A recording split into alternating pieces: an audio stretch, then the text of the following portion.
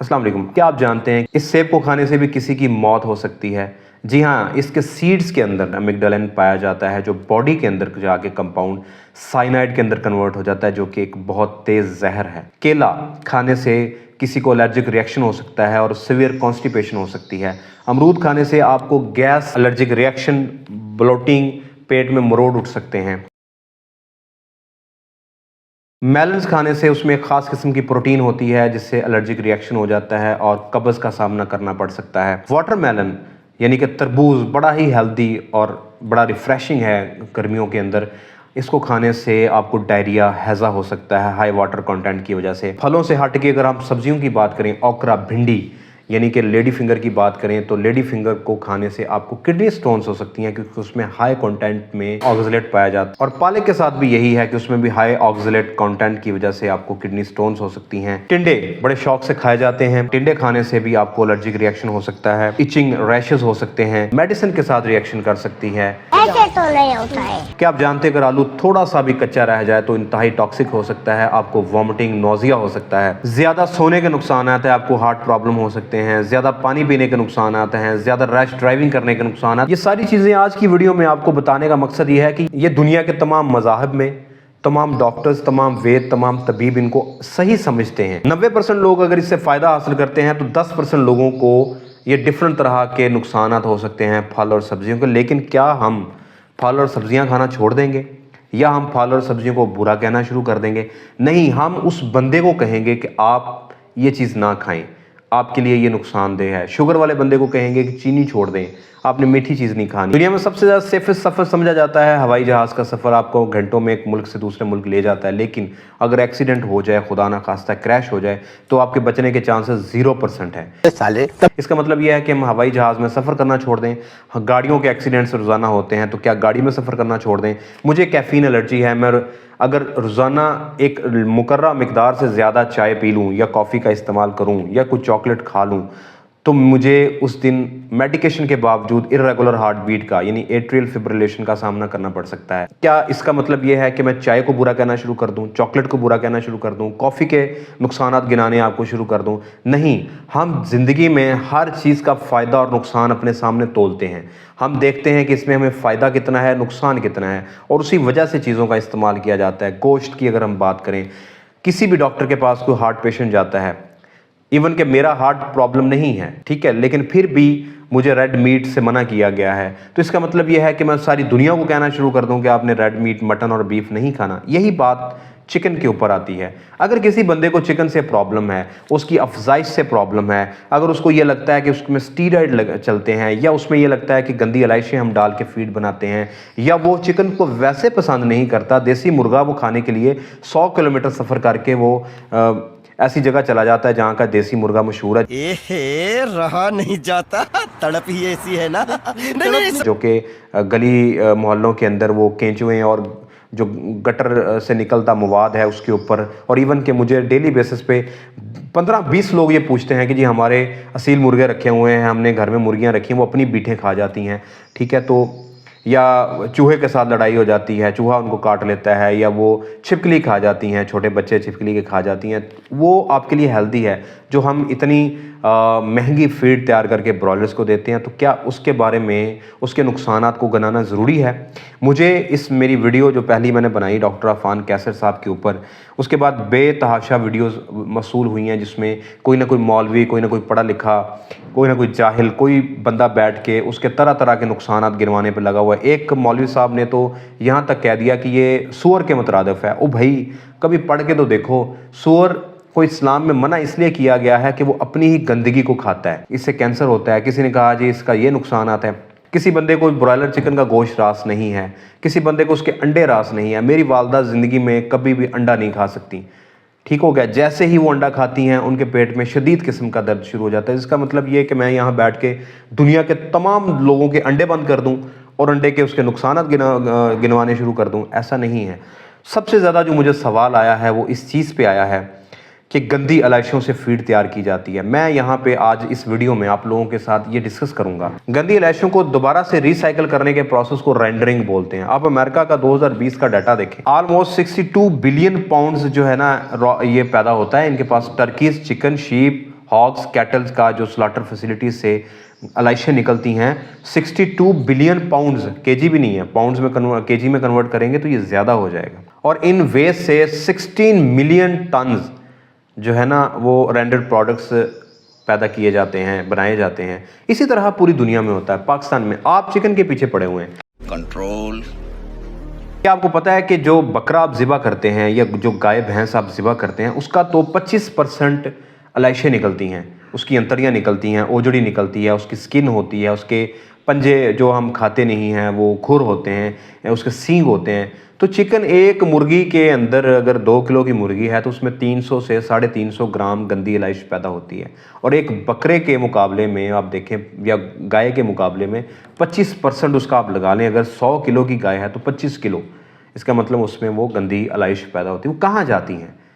आप लोगों का ख्याल ये है कि गंदी इलाइशों को आप लोगों ने देखा है वो उन्होंने ब्लड कलेक्ट करने के लिए भी जो बनाए होते हैं, फिर ड्रमी रखी होती है जिसमें वो ये सारी अंतड़ियाँ वगैरह इकट्ठी करते हैं। तो ये सारा कुछ हम उठा के मुर्गियों की फीड बनाते हैं। दुनिया में ऐसा कोई फीड मिल नहीं है, ऐसी कोई प्रोसेसिंग प्लांट नहीं है जहाँ पे ये गंदी इलाइशों को फीड के अंदर डाला जाता हो। इसके लिए बाकायदा प्लांट्स हैं, प्रोसेसिंग प्लांट्स हैं जो इन इलाइशों को, जो इन बायो प्रोडक्ट्स को प्रोसेस करते हैं। और प्रोसेस करने के बाद आप यकीन नहीं करेंगे कि ऐसी ऐसी चीज़ें बनती हैं कि अगर मैं यहाँ पे आप लोगों को बताऊँगा और उसके बाद फिर आप सारा कुछ बंद कर दें, आप दुनिया में जीना बंद कर दें, सिर्फ हवा खाएं और पानी ना पिएँ, क्योंकि पानी भी ज़मीन से पता नहीं किस तरह से आ रहा है, किसी गटर के साथ मिल के आ रहा है या साफ़ सुथरा आ रहा है। ठीक हो गया? क्योंकि मैं आप लोगों को जो बताने जा रहा हूँ कि इन इलाइशों से प्रोसेसिंग के बाद क्या क्या कुछ बनता है। ठीक है, तो आपने वीडियो के साथ बने रहना है। अगर अभी तक यहाँ पहुँच गए हैं, आपने वीडियो को सब्सक्राइब नहीं किया, चैनल को सब्सक्राइब नहीं किया, तो चैनल को सब्सक्राइब करें, घंटी के बटन को लाजमी प्रेस कीजिएगा। तो इन इलाइशों से, इन बायो प्रोडक्ट्स से क्या क्या चीज़ें बनती हैं, इसको बताने से पहले मैं आपको स्क्रीन पे एक तस्वीर दिखा रहा हूँ। ये YMAC के नाम से एक वेबसाइट है इंग्लैंड की। इसका टाइटल देखें, importance and benefits of rendered products in poultry nutrition. ये रेंडर्ड प्रोडक्ट्स वो प्रोडक्ट्स हैं जो चिकन या मटन यानी बकरे के, गाय के और मुर्गियों के जो बायो प्रोडक्ट्स हैं, जो हम चीज़ें नहीं खाते, उनसे बनाए जाते हैं। तो बोन से स्टार्ट करने के लिए पहले मैं आप लोगों को एक आर्टिकल दिखाता हूँ। ये meat and bone meal product in poultry diets है और इसमें मैंने हाईलाइट किया हुआ, लिखा हुआ है इसमें कि ये कुक्ड किए जाते हैं, इनको रेंडर्ड किया जाता है, प्रोसेस किया जाता है ताकि न्यूट्रिशनल बेनिफिट्स इसके लिए जा सकें। तो जो बोन्स हैं इससे हम सबसे पहले DCP डाई कैल्शियम या बाई कैल्शियम फास्फेट पाउडर बनाते हैं, जो एनिमल फीड में यानी कि दूध की प्रोडक्शन को बढ़ाने के लिए, अंडे की प्रोडक्शन को बढ़ाने के लिए, हड्डियों को मजबूत करने के लिए एज अ मेडिसिनल प्रॉपर्टीज़ इस्तेमाल किया जाता है। इसके अलावा कुछ कंट्रीज़ में ये DCP पाउडर सीरियल्स के अंदर, डॉग के फूड के अंदर, नूडल्स के अंदर भी डाला जाता है, यानी कि जो खाने की चीज़ है इंसानों के, उसके अंदर भी इसको ऐड किया जाता है। अच्छा जी, इसके बाद इसमें से बोन एंड मीट मील बनता है, जो हम यानी कि ऑब्वियसली रेंडर करने के बाद, प्रोसेस करने के बाद हम इसको डालते हैं एनिमल फीड के अंदर। वो भी 5% अलाउ है इंटरनेशनली और इतना ही हम डाल सकते हैं। तो आप लोगों का अगर ये सवाल है ना कि हम सारा कुछ ही ये डालते हैं, तो उसमें तो मुर्गी सर्वाइव ही नहीं कर सकती। अच्छा जी, दूसरे नंबर पे आ जाता है टेंडन्स। बड़ी मज़े की चीज़ है टेंडन। जो टेंडन्स हैं हड्डियों के ऊपर, ये जो मूवमेंट करने के लिए, यहाँ पे आपको फील होगा, यहाँ पे ये जो थ्रेड लाइक स्ट्रक्चर आपको फील हो रहा है, जो मसल्स और हड्डी को आपस में जोड़ता है मूवमेंट के लिए, ये टेंडन्स। अब ये मुर्गियों के, जानवरों के टेंडन्स, ये कोलेजन का बहुत बड़ा सोर्स है और उससे बनता है जेलेटिन। अब जेलेटिन कहाँ इस्तेमाल होता है? जेलेटिन जेली में इस्तेमाल होता है। जो डेली बेसिस पे बच्चे खाते हैं, जेलियाँ खाते हैं, या जो हमें वहाँ पे मार्केट के अंदर जेली मिलती है बनी बनाई, या किसी बुफ़े के अंदर जेलियाँ पड़ी होती हैं, ये उसके अंदर इस्तेमाल होता है। इसके अलावा ये जेलेटिन बेकिंग के जितने भी प्रोसेसिंग बेक्ड फूड मिलता है उसके अंदर इस्तेमाल किया जाता है। यानी कि इंसानों के खाने की चीज़ बन रही है तो छड़ दो खाना। फिर हुण किसी बुफे ते जाओगे तो भर के कस्टर्ड के नाल जेलियाँ ना पाना। और जेलेटिन से स्पोर्ट्स सप्लीमेंट्स बनते हैं जो एथलीट्स इस्तेमाल करते हैं, या जिम में जो ज़्यादा वर्कआउट करते हैं वो लोग इस्तेमाल करते हैं। तो छड़ दो फिर, तुसी भी ना खाओ। ठीक है, अब बड़ी मज़े की चीज़ आ रही है, इंटेस्टाइन। आप में से पाकिस्तान में इस वक्त जो अमीर घराने हैं, जो मम्मी डैडी बच्चे आके चिकन की बुराइयाँ कर रहे होते हैं, उनके घरों में सबसे ज़्यादा ये फ्रोज़न मीट आता है, यानी प्रोसेस, KNNs का, मेन्यू का, सॉसेजेस आती हैं जी। آج کل بڑی ناشتے کے اندر اور لوگ گھروں میں استعمال کی جاتی ہیں ساسیجز، یا آپ نے ہاٹ ڈاگ دیکھا ہو، کبھی آپ نے سوچا ہے کہ یہ ساسیجز کی جو کورنگ ہے یہ کیا ہے؟ یہ انٹسٹائن سے بنتی ہے، یہ مرغی کے انٹسٹائن سے یا بکرے کی یا گائے کی انٹسٹائن کو پروسیس کرنے کے بعد اس میں سے ہر چیز کو نکالنے کے بعد اتنا تھن کیا جاتا ہے کہ وہ ایک جیلی لائک بن جاتا ہے، پھر اس کے اندر ان ساسیجز کی فلنگ کی جاتی ہے۔ اب کیننز کی ساسیجز کھانا بند کر دیں کیونکہ وہ بھی انٹسٹائن سے بن رہی ہے۔ اس کے علاوہ ان انٹسٹائن سے سوچرز بنتے ہیں، سٹچز بنتے ہیں جو فارماسیوٹیکلی میڈیسنل آپ کے ٹانکے لگانے کے کام آتے ہیں، اور ایسے ہی نہیں ان کو بنا دیا جاتا کہ انٹسٹائن پھڑی تو جڑا نا ٹانکے لانے والا سسٹم بنا دیا، سوچر بنا دیا۔ یہ پروسیسنگ کے بعد ایک لمبی چوڑی ریسرچ کے بعد ہر چیز کنٹامینیشن کو واش کرنے کے بعد یہ چیز نکل کے سامنے آتی ہے۔ میوزک انسٹرومنٹ بھی انٹسٹائن کے بنتے ہیں، تو اگلی دفعہ اگر آپ گٹار وغیرہ آپ کو شوق ہو تو اس کا جو سٹرنگز ہوں دیکھ لیجئے گا وہ کہیں انٹسٹائن کی نہ بنی ہوئی ہیں۔ مزہ آیا۔ سب سے موسٹ امپورٹنٹ چیز ہوتی ہے بلڈ، چاہے وہ بکرے کا، گائے کا یا مرغی کا بلڈ جو اکٹھا کرتے ہیں اور وہ پھر بیچتے ہیں، وہ سب سے زیادہ فارماسیوٹیکلی، کاسمیٹکس اور میڈیسنل پرپس کے لیے استعمال کیا جاتا ہے۔ کیا کیا بنتا ہے بلڈ سے؟ اب دیکھیں، آپ لوگوں کی آنکھیں کھولنا بڑا ضروری ہے۔ چکن دے تسی پیچھے پئے ہوئے ہو، میں تھوڑی ہر چیز دے پیچھے پہ جانا ہے، تسی سب کچھ کھانا بند کر دو۔ جڑے لوگ نا اعتراض کر دینے کہ چکن جو ہے اس میں اس کی گندی علائشیں ہیں، تو اس میں یہ ہے تو یہ ہے تو وہ ہے۔ سب سے پہلے اس میں بلڈ میل بنتا ہے جو کوکیز میں اور بسکٹس میں استعمال کیا جاتا ہے۔ لائسین اس میں سے نکلتی ہے جو پلانٹس میں ہم ڈالتے ہیں ان کی گروتھ کو بہتر کرنے کے لیے۔ یہ as a املسیفائر، stabiliser, industrial purpose کے لیے استعمال کیا جاتا ہے۔ انڈسٹریل ایڈہیسو کے طور پر استعمال کیا جاتا ہے، فکسنگ ایجنٹ کے طور پہ استعمال کیا جاتا ہے، کلیئرنگ ایجنٹ کسی چیز کو صاف کرنے کے لیے استعمال کیا جاتا ہے۔ اور اس میں سے سیروٹونن، البیومنز، گلوبلنز بنتے ہیں جو کہ میڈیسنل اور فارماسیوٹیکل پرپس کے لیے استعمال کیے جاتے ہیں، سپورٹس سپلیمنٹس کے طور پہ استعمال کیے جاتے ہیں۔ دیکھیں، پاکستان میں جتنے بھی لوگ اس وقت یوٹیوب کا کام کرتے ہیں یا آن لائن بیٹھ کے ویڈیوز بناتے ہیں، یہ واٹس ایپ کے اوپر جو واٹس ایپ یونیورسٹی سے آنے والے میسیجز ہیں ان کو بغیر فلٹر کیے ان کے اوپر یقین کرتے ہیں، اور یقین کرنے کے بعد اس کے اوپر اٹھ کے ویڈیو بنا دیتے ہیں۔ اس کے اوپر ایک ہلکا سا لیپ ٹاپ کھول کے پڑھنے کی کوشش ہی نہیں کرتے، حالانکہ ایم بیز کے اندر نیٹ لگے ہوئے ہیں، 30 MB، 40 MB، 50، 100 MB کا نیٹ لگا ہوا ہے، لیکن کوشش نہیں کرتے کہ یار ہم اس کو گوگل کر لیں۔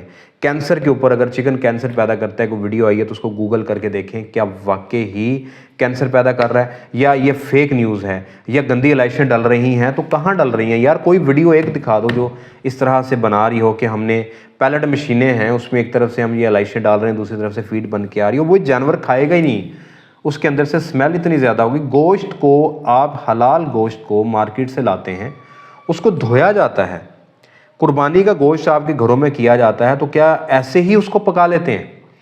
اس کو دھوتے ہیں، دھونے کے بعد پھر وہ خشک کیا جاتا ہے، پھر فریجوں میں سٹور کیا جاتا ہے، اور اگر آپ اس کو ایک دن نکال کے باہر رکھ دیں اس میں سمیل پیدا ہو جاتی ہے۔ گلی محلوں کے اندر پھرنے والا اصیل مرغا، مجھے نیچے کمنٹس بھی آئے ہوئے، اگر مجھے مل گئے نا تو میں یہاں پن کروں گا، لوگوں نے میری ویڈیو کے نیچے کمنٹ کیا ہوا ہے کہ میری مرغی چھپکلی کھا گئی ہے، تو کیا وہ حلال ہے یا حرام ہے؟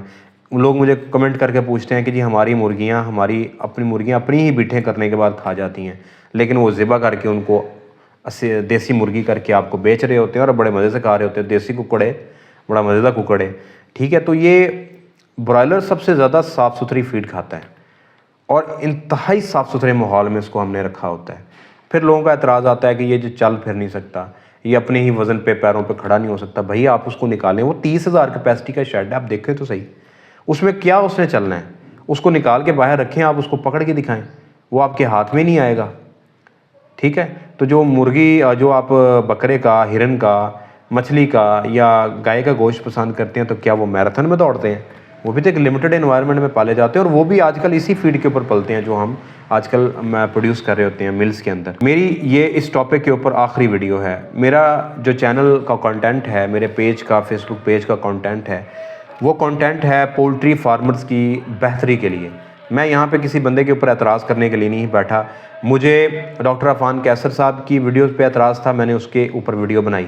پھر اس کے بعد مجھے کچھ کویشچنز آئے، میں نے اس کے اوپر ویڈیو بنا کے آپ لوگوں کو یہ بتانے کی، سمجھانے کی کوشش کی ہے کہ دنیا میں نقصان، سیب کھانے کا بھی نقصان ہے، بھنڈی کھانے کا بھی نقصان ہے، ٹنڈے کھانے کا بھی نقصان ہے، گاڑی میں سفر کرنے کا بھی نقصان ہے، ایروپلین میں سفر کرنے کا بھی نقصان ہے، چائے پینے کا بھی نقصان ہے، زیادہ سونے کا بھی نقصان ہے۔ تو چکن کے پیچھے ہی کیوں پڑے ہوئے ہیں؟ جس کو نقصان ہے وہ کھانا چھوڑ دے، لیکن جو 99% لوگ فائدہ لے رہے ہیں ان کے تو فائدے کو خراب نہ کریں، ان کے تو کاروبار کو تباہ کرنے کی کوشش نہ کریں کسی بھی شعبے میں.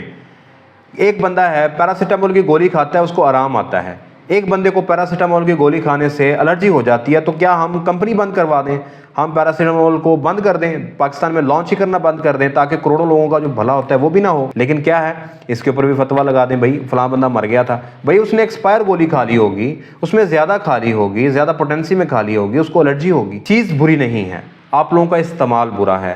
آپ واٹس ایپ یونیورسٹی سے نکلیں اور دھروو راٹھی کی یہ ویڈیو دیکھیں جو واٹس ایپ یونیورسٹی کے اوپر آج کل وہ اپنے اس کے اوپر بنا رہا ہے, اپنی گورنمنٹ کے خلاف بنا رہا ہے, اور بڑے جذبے سے بنا رہا ہے اور اچھا کام کر رہا ہے. اور وہ بتا رہا ہے کہ انڈیا میں کیسے واٹس ایپ یونیورسٹی لوگوں کا پروپیگنڈا دماغ خراب کرتی ہے ایک اسپیشل پارٹی کے اگینسٹ. تو پاکستان میں بھی واٹس ایپ یونیورسٹی سے باہر نکلیں, اپنی عقل کو استعمال کریں اور سوچیں اور سمجھیں کہ یار یہ جو چیز ہمیں دکھائی جا رہی ہے آخر یہ کتنی کہ سچ ہے. ریسرچ شروع کریں. مجھے امید ہے کہ یہ ویڈیو آپ کو پسند آئی ہوگی. اگر ایسا ہے تو ویڈیو کو لائک کیجیے گا, چینل کو سبسکرائب نہیں کیا تو اس کو سبسکرائب کیجیے گا, گھنٹی کے بٹن کو لازمی پریس کیجیے گا. اگر آپ لوگوں سے رابطہ کرنا چاہتے ہیں نیچے واٹس ایپ کا نمبر دیا جا رہا ہے, اس پر رابطہ کر سکتے ہیں. اپنی دعاؤں میں یاد رکھیے گا, اگلی ویڈیو تک کے لیے اللہ حافظ.